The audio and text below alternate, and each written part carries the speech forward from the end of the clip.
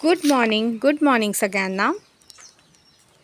इथे गोठ्यातली कामं बऱ्यापैकी सगळी झालेली आहेत आणि पुढची कामं म्हणजेच शेतातली कामं सुरू झाली आहेत. सकाळचे 9 वाजलेत. बऱ्यापैकी आज ऊन आलेलं आहे आणि इथे शेतातली कामं म्हणजेच वैरण काढणं, तसंच एका बाजूला पाणी देणं, असं दोन्ही काम चालू आहे. एकीकडे चैतन्य दादा आमचा वैरण काढतो, दिसणार नाही तो, आणि इथे खाली सर्वेश पाणीसुद्धा देतो आहे. आम्ही इथे बऱ्यापैकी भारतीय झाडं लावलेली आहेत, पण हे बघा, हे बदामाचं झाड आहे आणि इथे गोठ्याच्या बाजूलाच ब्लॅक फायकस नावाचं झाड लावलेलं आहे. आम्ही ॲक्च्युली हे लावायचा खूप कंटाळा केला होता, माहिती नाही का, पण हे ना इथेच आलेलं आहे. म्हणजे जसं आम्ही ते आणल्यापासून ठेवलं आहे तसंच तिथे आलेलं आहे.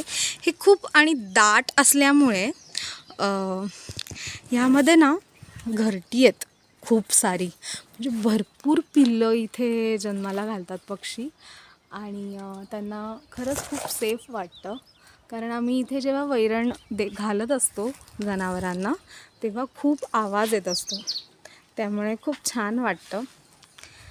तर असंच इथे राहायला आल्यापासून छान निसर्गाच्या जवळ असल्याचा फील होतो आणि खरंच खूप छान हे आयुष्य. मला वाटतं की खूप जण भरपूर त्यांचं करिअर सेट झाल्यानंतर गावाला शिफ्ट होतात, कारण शक्य नसतं. हवी ती नोकरी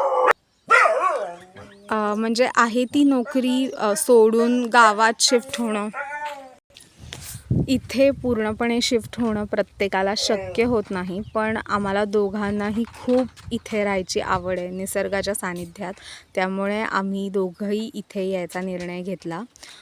तर मला असं वाटतं जितकं आधीपासून हा निर्णय घेऊ तेवढंच आपल्याला जास्त वेळ या निसर्गाबरोबर देता येतो. हां, म्हणजे कोणाला लवकर होणं शक्य नाही होत, पण ज्याला आवड आहे, मला असं वाटतं ही अपॉर्च्युनिटी सोडू नका. आपल्या हातात जर जमीन असेल तर खरंच खूप ती चांगली गोष्ट आहे. जमिनीचं त्यात सोनं करणं. मला नाही वाटत की त्याच्यामधनं खूप आपल्याला प्रॉफिट झालं पाहिजे, पण आपण आपला एक छोटा सेटअप करून राहू शकतो. बघूयात, असाच छोटासा प्रयत्न असेल माझा तुमच्यापर्यंत नवनवीन व्हिडिओ करून दाखवण्याचा प्रयत्न. बघूया कितपत सक्सेसफुल होतो, माहिती नाही, पण मी असंच एक छोटा प्रयत्न करत राहीन. Okay, bye.